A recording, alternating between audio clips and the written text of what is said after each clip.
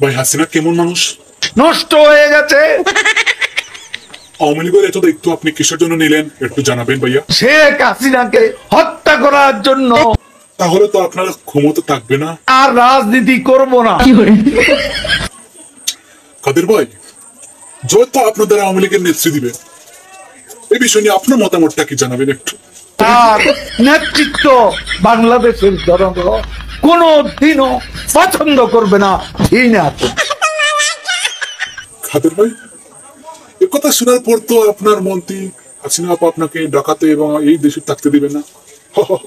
ঢাকা শহর শেখ হাসিনার কি বাপের সম্পত্তি?